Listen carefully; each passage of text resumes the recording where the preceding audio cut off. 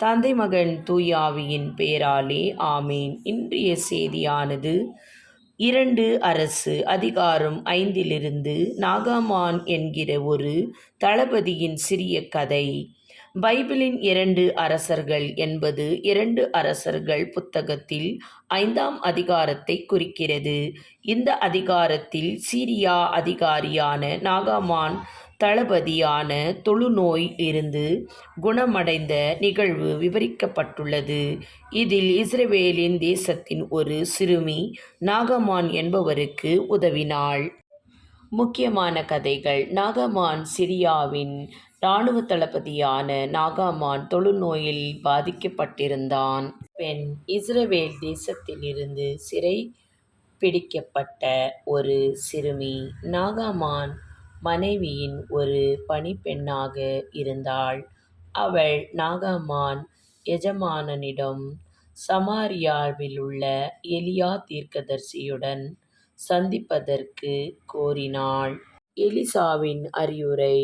Elisha நாகமானுக்கு ஒரு தூதுவர் மூலம் பரிசுத்த நதியான யோர்தான் நதியில் 7 முறை உன் உடலை கழுவும், அப்பொழுது உன் உடலின் தொழு சீரடையும், நீ சுத்தமாவாய் என்று அறிவுரை வழங்கினார். நாகமானின் கோபம். நாகமான் முதலில் கோபம் அடைந்தான். தான் குணமடைய வேண்டும் என்று தீர்க்கதரிசி நேராக வந்து தன்னை குணப்படுத்துவார் என்று எதிர்பார்த்தான். ஆனால் எலிசா தன்னை சந்திக்க கூட வராததால் கோபம் அடைந்தான். கீழ்ப்படிதல். அவனது வேலைக்காரர்கள் நாகமானிடம், தீர்க்கதரிசி உமக்கு ஒரு பெரிய காரியத்தைச் செய்யச் சொல்லியும் நீர் அதைச் செய்யவில்லையா? அவரைத் தட்டி எழுப்புவதற்கு யாவும் நீர் செய்ய வேண்டும் என்று சொன்னார் என்று கூறி யோர்தான் நதியில் கழுவுவதற்கு அறிவுறுத்தினார். குணமடைதல். நாகமான் யோர்தான் நதியில் 7 முறை கழுவிய போது அவனுடைய தோல் சீரடைந்து சுத்தமானது. இதிலிருந்து நாம் தெரிந்து கொள்ள வேண்டிய விஷயம் என்னவென்றால், கடவுள் தன் மக்களை எப்பொழுதும் தன் கண்ணின் மணியைப் போல காக்குகின்றார்.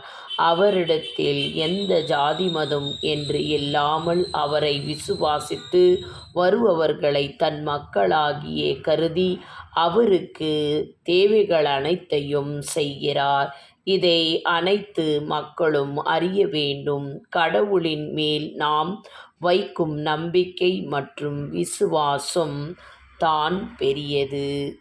அன்பே உருவான இறைவா, இதோ இந்த வேளையில் இந்த ஜெபத்தை கேட்கிற அனைத்து மக்களையும் நீர் ஆசீர்வதியும். உன் கிருபையும் மகிமையும் மகத்துவத்தாலே அனைவரையும் நிரப்பியருளும். ஆமேன்.